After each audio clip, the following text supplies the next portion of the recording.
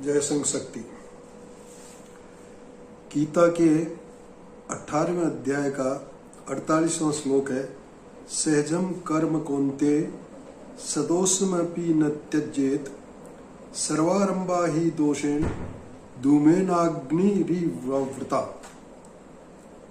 हे कुंती पुत्र, दोष युक्त भी स्वाभाविक कर्म को नहीं त्यागना चाहिए, क्योंकि धुएं से अग्नि के सदृश सभी कर्म किसी न किसी दोष से आवृत है। इसको साधारणतया तो अपन समझते ही हैं कि परधर्मो भयावह जैसी बात है। ये हमारे किसी भी जो स्वाभाविक कर्म है उसमें किसी प्रकार का दोष लोगों को नजर आता है या हम ऐसा महसूस करते हैं, तो भी हमको हमारा स्वाभाविक कर्म करना, हमारा सहज जो कर्म है वो करना, हमारा स्वधर्म ही हमको करना है। स्वधर्म से अन्यत्र अपन किसी दूसरे धर्म को अपनाने का प्रयास करेंगे तो वो ठीक नहीं है, वो खतरनाक है। इसकी बजाय थोड़ा बहुत दोष है तो है, लेकिन अपने स्वाभाविक कर्म को करना है। इसी श्लोक को जो समझाया गया है उसको थोड़ा समझने का अपन प्रयास करते हैं। इस अपने अपने स्वाभाविक कर्म में लगा हुआ मनुष्य भगवत प्राप्ति रूप परम सिद्धि को प्राप्त होता है, परंतु जिस प्रकार से अपने स्वाभाविक कर्म में लगा हुआ मनुष्य परम सिद्धि को प्राप्त होता है, उस विधि को तू मेरे से सुन। ये जो अपने दोष रहित नहीं है, दोष युक्त है, तो भी अगर हम अपने स्वधर्म का पालन करते हैं तो परम सिद्धि प्राप्त होती है। लेकिन वो किस तरह से प्राप्त होती है? हे अर्जुन, जिस परमात्मा से सर्वभूतों की उत्पत्ति हुई है और जिससे यह सर्व जगत व्याप्त है, उस परमेश्वर को अपने स्वाभाविक कर्म द्वारा पूजकर मनुष्य परम सिद्धि को प्राप्त होता है। मतलब अपना स्वाभाविक कर्म करना ही पूजा है। जैसे अपन क्षत्रियुषण में कहा जाता है, क्षत्रियुषण का काम ही आराधना है, ईश्वर की प्रार्थना है। वो प्रार्थना क्या है कि उसका दिया हुआ काम हम कर रहे हैं, और वही प्रार्थना होती है। स्वामी जो आज्ञा दे वो अगर उसका काम करने वाला व्यक्ति करता है तो उसी से स्वामी प्रसन्न होता है और उसी से उसके ऊपर कृपा होती है। तुम्हारी जीवन धारा ही तुम्हारी पूजा हो, उससे अन्यथा पूजा की कोई भी जरूरत नहीं है। तुम जो कर रहे हो उसके ही फूल तुम उसके चरणों में चढ़ा दो, किन्हीं और फूलों को तोड़कर लाने की जरूरत नहीं है। तुम्हारा कर्म ही तुम्हारा अर्घ्य, तुम्हारा कर्म ही तुम्हारी अर्चना हो जाए। तुम जो कर्म यानी स्वाभाविक कर्म कर रहे हो, वो कर्म ही भगवान को अर्पित करने वाले फूलों जैसे है। तो उस कर्म के अलावा किसी अन्य कर्म में उलझना और उस तरह के फूल लाके चढ़ाने का अपन प्रयास करेंगे, उसकी कोई आवश्यकता नहीं है। उसमें समय बर्बाद करने की भी कोई आवश्यकता नहीं। तुम्हारा कर्म ही, तुम तुम्हारा स्वाभाविक सहज कर्म करते हो, तुम्हारे स्वधर्म का पालन करते हो, तो तुम्हारा कर्म ही पूजा है, वही पुष्प है, वही भगवान को चढ़ाना है। ये अर्जुन, जिस परमात्मा से सर्वभूतों की उत्पन्न हुई है और जिससे वह सर्व जगत व्याप्त है, उस परमेश्वर को अपने स्वाभाविक कर्म द्वारा पूजकर मनुष्य परम सिद्धि को प्राप्त होता है। स्वाभाविक कर्म करता है, यही वो विधि है जिससे वो व्यक्ति परम सिद्धि को प्राप्त होता है। उसको अन्य कोई काम करने की जरूरत नहीं है। इसलिए कर्मों को बदलने की व्यर्थ की झंझट में मत पड़ना। जो करते हो उस करने को ही उसके चरणों में चढ़ा देना। कह देना कि अब तू ही कर, मैं तेरा उपकरण हुआ। अब मेरे हाथ में तेरे हाथ हो, मेरी आंख में तेरी आंख हो, मेरे हृदय में तू धड़क। कोई अन्यथा प्रयास करने की बजाय अब हमने सब कुछ तुमने जो हमको स्वभाव दिया है, उस स्वभाव के अनुसार जो कर्म बनता है वो कर्म हम कर रहे हैं। इसलिए ये सब तेरे को अर्पण है। और ये अब जो कहा है मेरे हाथ तेरे हाथ में है, अब तो हाथ ही नहीं बल्कि हम तो प्रार्थना करते हैं, सूत्र तेरा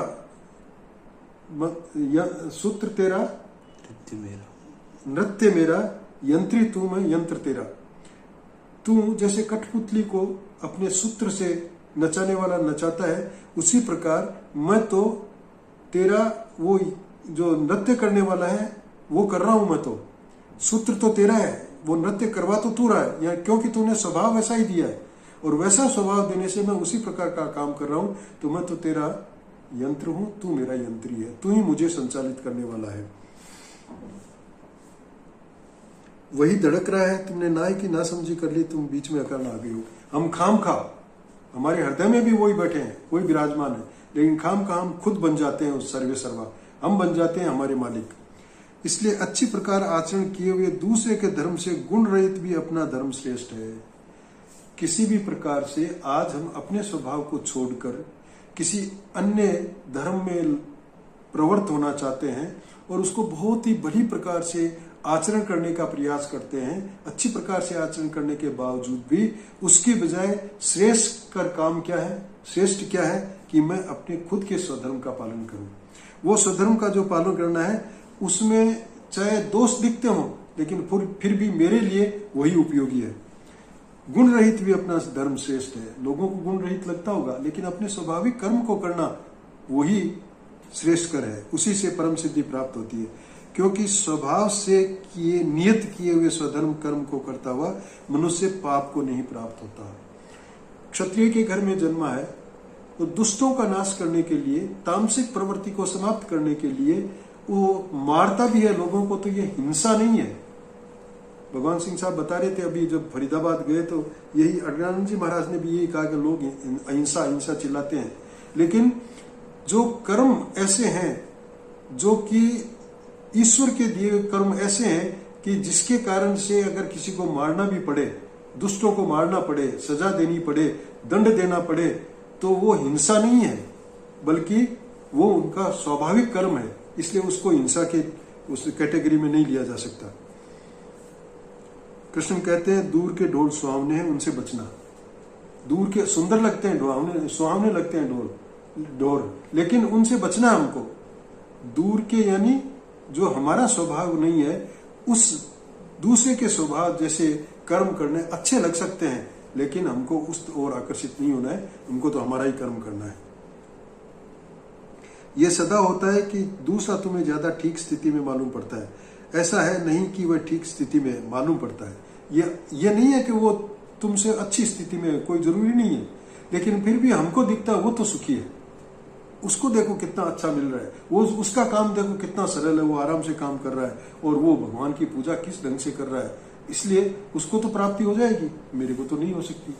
ये ऐसा दिखता है, लेकिन वो जो तुमको आसान दिखता है वो भी आसान नहीं है, या तुमको दिखता है कि वो आराम में है, वो आराम में नहीं है।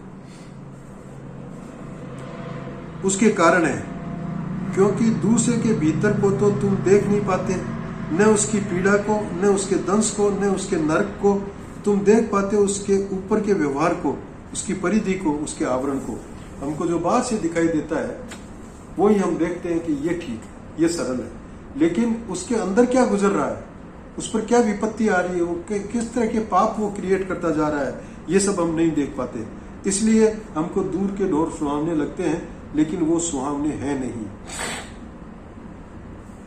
मुस्कुराता हुआ देखते हो तुम अपने पड़ोसी को, तो तुम सोचते हो पता नहीं कितने आनंद में है। वह भी तुम्हें मुस्कुराता हुआ देखता है, बाहर खड़ा हुआ, वह भी सोचता है पता नहीं तुम कितने आनंद में हो।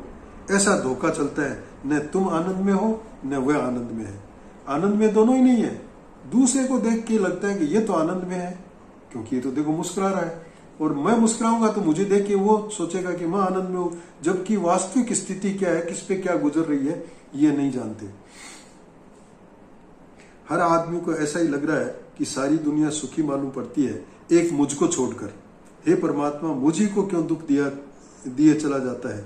क्योंकि तुम्हें अपने भीतर की पीड़ा दिखाई पड़ती है और दूसरे के बाहर का रूप ही दिखाई देता है। बाहर का रूप मेरा भी ऐसा दिख सकता है जिससे कि लोगों को लगे कि ये तो बड़ा सुखी है, लेकिन मेरे पे क्या गुजर रही है वो मैं जानता हूं, दूसरा नहीं जानता। बाहर तो सभी सच संवर कर चल रहे हैं, तुम भी चल रहे हो। तुम भी किसी की शादी में जाते हो तो जाकर रोती शक्ल नहीं ले जाते, हंसते मुस्कुराते सजकर नहा धोकर कपड़े पहनकर पहुंच जाते हो। वहां एक रौनक है और ऐसा लगता है कि सारी दुनिया प्रसन्न है। वहां सबको देख के प्रसन्नता नजर आती है, देखो सब हंस रहे हैं, खेल रहे हैं, कूद रहे हैं और अच्छी अच्छी मीठी मीठी बातें कर रहे हैं। लेकिन किस पे क्या गुजर रही है वो हम नहीं देख पाते और अंदर नहीं देख पाते। इसी प्रकार परधर्म में क्या गड़बड़ है, परधर्म में मेरे लिए क्या गड़बड़ पैदा हो सकती है, ये मैं नहीं देख पाता। इसलिए जो परधर्म मुझको दिखता ऐसा है जैसे कि ये बहुत सरल है और ये देखो ये बड़े आराम से कर पा रहा है, वो भी कितनी मुश्किल दौर से गुजर रहा है ऐसा मुझे मालूम नहीं है। इसलिए अगर मैं उसमें जाऊंगा तो चाहे मैं कितना ही प्रयास करूं, क्योंकि मेरे स्वभाव के अनुकूल नहीं है, इसलिए उसको अच्छी तरह आचरण करने का प्रयास करूंगा तो भी वो मेरे लिए नुकसानदायक है, मेरे लिए श्रेयस्कर नहीं है।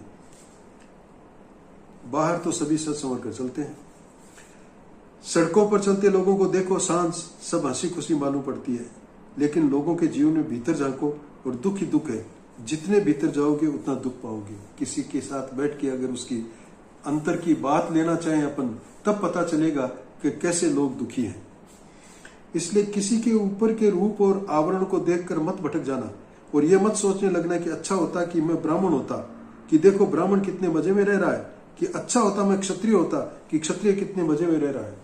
लोगों को लग सकता है एक जो मैं क्षत्रिय हूं और मुझे ऐसा लगता है देखो ब्राह्मण की तो सब पूजा करते हैं, बुलाते हैं, उसको क्या क्या भेंट करते हैं, और उसको करना क्या पड़ता है, उसको तो सिर्फ माला फेरनी पड़ती है, उसको ध्यान लगाना पड़ता है, ये मैं भी कर सकता हूं। लेकिन मेरे पर तो कितने कष्ट हैं, मुझे तो कहां कहां जाके लड़ना पड़ता है, सब कुछ करना पड़ता है।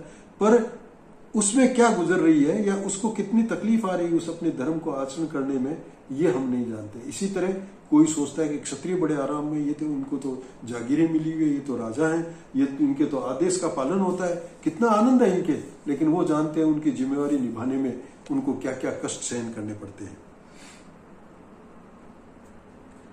अब ये बहुत हैरानी की बात है कि सम्राट भी ईर्ष्या से भरे जाते हैं साधारण आदमियों को देखकर, क्योंकि उनको लगता है साधारण आदमी बड़े मजे में रह रहे हैं, सम्राट है उसके ऊपर तो कितनी चिंताएं हैं, उसके राज्य में क्या क्या हो रहा है, क्या क्या तकलीफें आ रही है, कैसे जो गैर जिम्मेवार लोग हैं वो तरह तरह की दुविधाएं पैदा कर रहे हैं। ये सब चिंताएं और उनको दूर करना, किसके साथ क्या कष्ट हो रहा है, किसके ऊपर क्या कमी आ रही है, उसको कैसे पूरी करूं मैं, मेरी जनता को कैसे सुखी रखूं, ये कितनी चिंताएं हैं उसकी।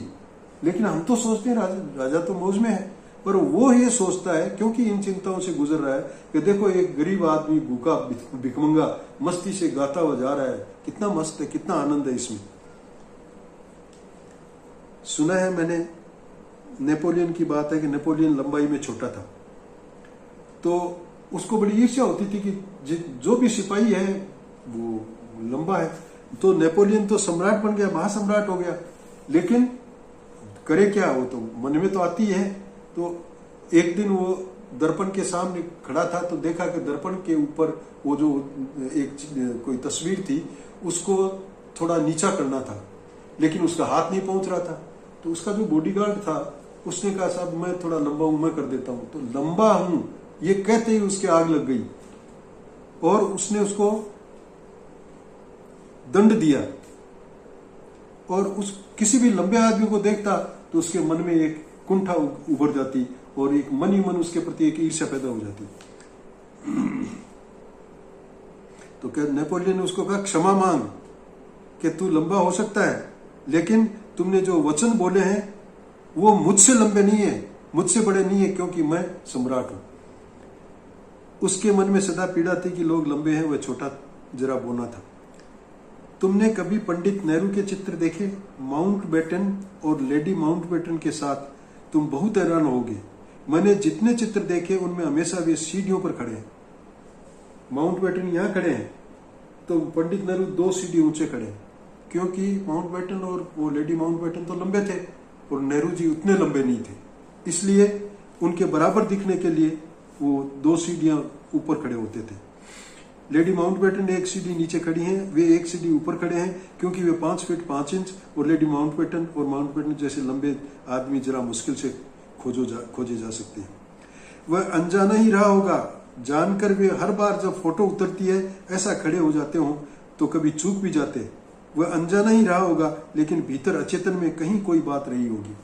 अचानक ही वो शायद खड़े हुए होंगे या कभी चूक भी जाते होंगे इस तरह की फोटो खिंचाने में, लेकिन फिर भी मन में हमेशा ये बात रहती है कि ये लंबे हैं, मैं ऊंचा हूं, इसलिए मैं दिखने में कम से कम बराबर दिखूं। सम्राट भी राह पर चलते मस्त फकीर को देखकर ईर्ष्या से भर जाते हैं। काश इसकी मस्ती हमारे पास होती।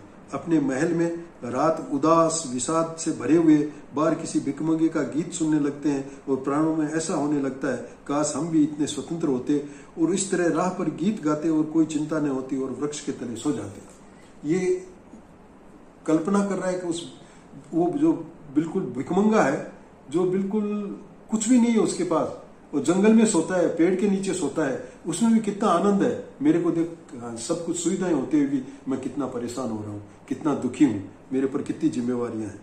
तो इस तरह से जो परधर्म है, जो दूसरे का स्वभाव है, उसके स्वभाव को देखकर भी हम सोचते हैं कि उसका स्वाभाविक कर्म है वो सरल है, लेकिन ऐसा नहीं है।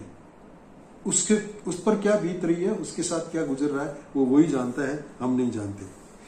कृष्ण कहते हैं दूसरे से बहुत प्रलोभित मत हो जाना, और अगर तुम अपने ही नियत कर्म में जो तुमने जन्मों जन्मों में अर्जित किया है, जिसके लिए तुम्हारे संस्कार तैयार हैं, वहां तुम दुखी हो तो अपरिचित कर्म में तो तुम और भी दुखी हो जाओगे, तुम और भी कष्ट पाओगे, क्योंकि उसके तो तुम आदि भी नहीं हो। इसलिए अपने स्वाभाविक कर्म और आचरण में रहते हुए उस कर्म को नियत मानकर करते हुए परमात्मा की मर्जी है ऐसा जानते हुए व्यक्ति स्वधर्म को प्राप्त हो जाता है, पाप से मुक्त हो जाता है। अब क्षत्रिय के घर में मुझे जन्म मिला है, तो जन्म जन्मों के मेरे जो संचित संस्कार थे उनके अनुकूल मुझे जन्म मिला है। अब जन्म जन्मों के संस्कार लेकर मैं पैदा हुआ हूं, उसमें भी मैं अगर संतुष्ट नहीं हूं या उसमें भी मैं ये सोचता हूं कि ये कष्टदायक है काम, तो जो जहां के संस्कार मेरे में नहीं है उस धर्म के पालन करने की जब बात आएगी तो वो बिल्कुल मेरे लिए बेकार होगी, वो मैं कर नहीं पाऊंगा। और बहुत प्रयास करके अगर कर भी लिया तो मेरे लिए वो श्रेष्ठ नहीं है। हालांकि कुछ अपवाद होते हैं, बुद्ध हैं, महावीर हैं, ऐसे निकल जाते हैं, लेकिन आम बात यह है कि जिस स्वभाव में मेरा जन्म हुआ है मैं उसी स्वभाव के अनुकूल अपना काम करूं। एतवे हे कुंती पुत्र, दोष युक्त भी स्वाभाविक कर्म को नहीं त्यागना चाहिए। स्वाभाविक कर्म अगर थोड़ा बहुत दोष भी है उसमें, जैसे कि लोग कहते हैं कि शत्रु को मारने में भी हिंसा है, हिंसा है, लेकिन उसको दोष लोगों के लिए हो सकता है, मेरे कर्तव्य का पालन करने जैसी बात है, इसलिए मेरे लिए इसमें दोष नहीं है। और कभी ऐसा भी लगे कि यह कर्म तो दोष युक्त है तो भी इसे मत त्यागना। लगे तुमको कि ये मैं क्या कर रहा हूं, जैसे एक व्यक्ति ने अभी कोई अपना लेख भेजा जिसमें बताया कि मेरे को किसी ने, पड़ोसी ने बुलाया कि ये सर्प आ गया हमारे, इसको मारो। मैं लाठी लेके पहुंचा और जब मैं लाठी उठा के मारने लगा सर्प को तो मुझे याद आया मेरी माँ ने कहा था कि कभी किसी को दुख नहीं पहुंचाना चाहिए, कभी कष्ट नहीं देना चाहिए। तो मेरे से मारा नहीं गया। अब मारा नहीं गया तो वो जो सर्प है जो किसी को डसेगा, किसी का नुकसान करेगा, किसी के प्राण लेगा, उसके लिए मैंने फ्री छोड़ दिया।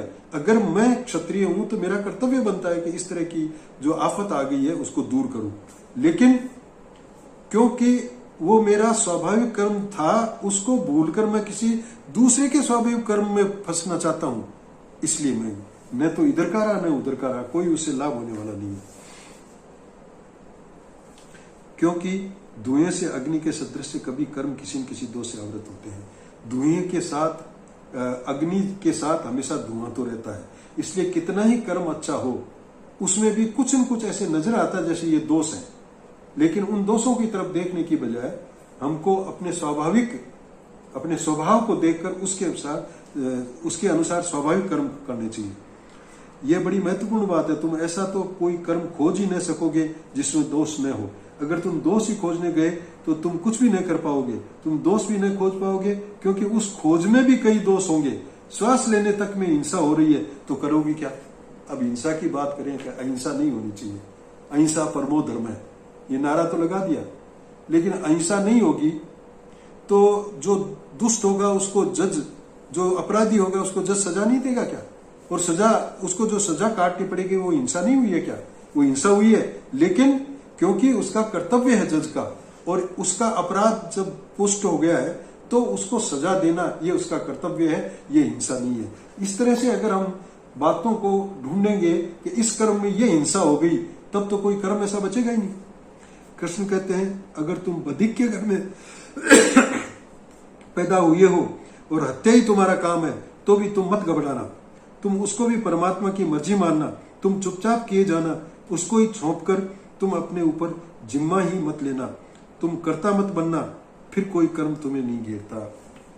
अगर बधिक के घर में भी मैं जन्मा हूं, और मैं ये उदाहरण आता है कि एक किसी ने थोड़ी सिद्धि प्राप्त की और उसने चिड़िया भस्म तो भस्म हो जाए, तो उसने किसी गृहिणी के यहाँ जाके भिक्षाम दे ही आवाज लगाई। गृहिणी थोड़ी देर से आई तो वो जरा गुस्से में हो गया तो उसने कहा, महाराज मैं मेरी पति की सेवा कर रही थी इसलिए मुझे देरी हुई, क्षमा करें। तो कि मैं वो जो थोड़ी तेजी आवाज से बोला तो वो महिला भी पहुंची हुई थी। उसने कहा, महाराज मैं वो पक्षी नहीं हूं कि आप मुझे भस्म करने को कहेंगे मैं भस्म हो जाऊंगी। तब उसको अचंभा हुआ कि ये तो कैसे पता चला इसको। फिर जब दोनों की बातचीत हुई तो कहा, आप और अधिक जानना चाहते हैं तो वो फला कसाई है उसके घर जाइए। वो कसाई मांस तोल रहा था, काट रहा था मांस और तोल रहा था। उसको लगा ये तो हिंसा कर रहा है, ये क्या सिद्धि बताएगा। लेकिन उस कसाई ने कहा, ये तो मेरा स्वाभाविक काम है, मैं मेरा काम कर रहा हूं, मैं कोई अपराध थोड़ी कर रहा हूं। अगर इसमें हिंसा आपको दिखती है तो दिखती होगी, मेरा तो स्वाभाविक कर्म है, ये मैं वो स्वाभाविक कर्म कर रहा हूं।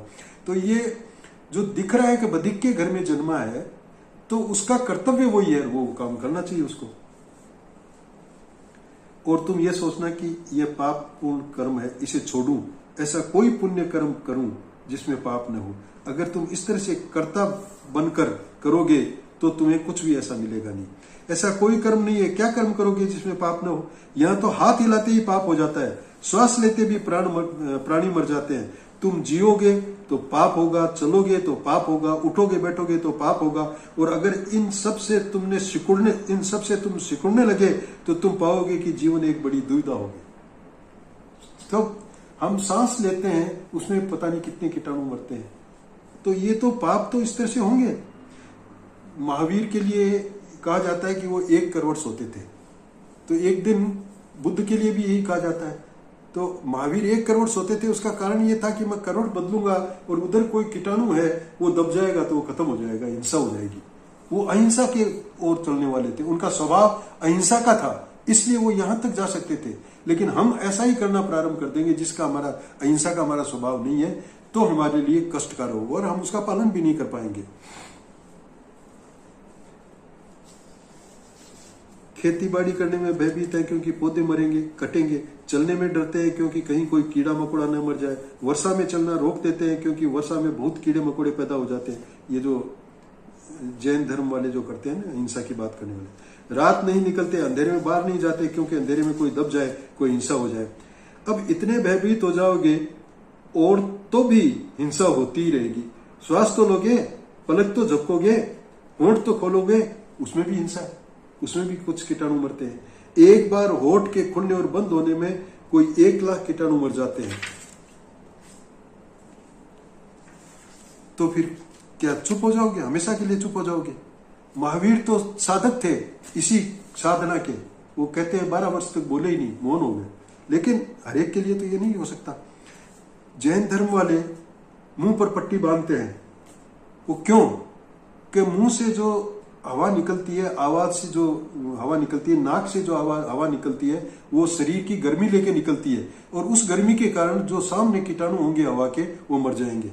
लेकिन ये तो फिर भी अगर आप इतना कर लोगे उसके बाद में भी आपका सांस बाहर जाएगा तो उसका कुछ तो असर होगा। गर्म हवा तो निकलती रहेगी, ज्यादा दूर न जा सकेगी, नजदीक वाले हैं उनके ऊपर तो असर पड़ेगा। स्नान न करो क्योंकि जल के कीटाणु मर जाएंगे, क्या करोगे फिर?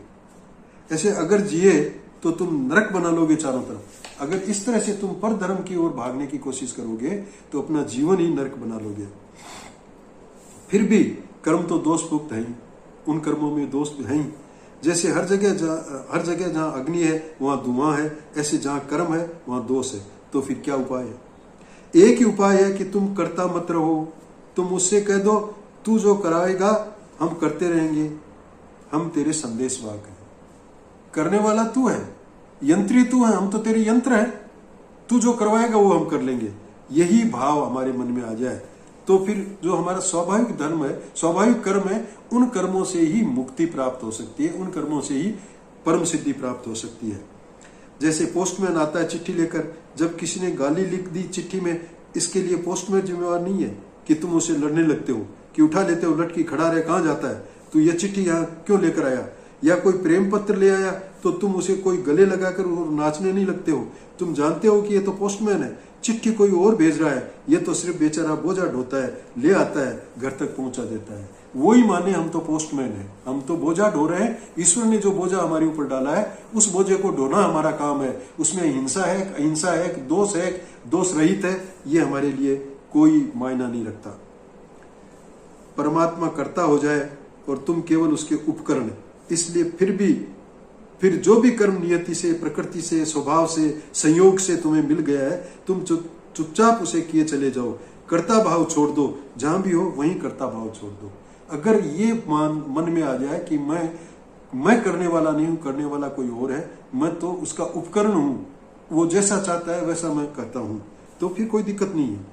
कृष्ण का सारा जोर है कर्ता भाव छोड़ देने पर, कर्म को छोड़ने पर नहीं, क्योंकि छोड़ कर भी कहां जाओगे, जहां जाओगे कर्म तुम्हें घेरे ही रहेगा। तो कर्म नहीं छोड़ना है, बल्कि कर्तापन का भाव छोड़ना है। हे कुंती पुत्र, दोष युक्त भी स्वाभाविक कर्मों को त्यागना नहीं, क्योंकि धुएं से अग्नि के सदृश सभी कर्म किसी न किसी दोष से आवृत हैं। इसलिए क्षत्रियोग संघ के काम में अगर हमको ये लगे कि ये काम उचित नहीं लगता, या लोग कहते हैं ये तुम करते हो ये उचित नहीं है, हमको उसकी परवाह नहीं करनी है। हमको तो ये देखना है कि हमको जो काम दिया गया है, हमको जो मार्ग बताया गया है, उस मार्ग पे बढ़ते चले, हमको जो काम दिया गया है वो काम करते चले। इसी प्रकार ईश्वर ने जो हमको क्षत्रिय के घर में जन्म दिया है, तो क्षत्रिय के स्वाभाविक कर्म है वो जो जन्म जन्मों के संचित कर्म लेकर हम जन्मे हैं क्षत्रिय के घर में, तो उसी के अनुकूल हम कर्म करते रहें। इसमें दोष है या नहीं है ये हमारे सोचने का विषय नहीं है। हम तो उसके भेजे हुए पोस्टमैन हैं, जो पोस्टमैन जगह जगह जाके चिट्ठियां बांटता है, उसी तरह पोस्टमैन ने जो काम हमें करने को कहा है वो काम हम करते रहें। यही हमारे लिए मार्ग है। जय संत।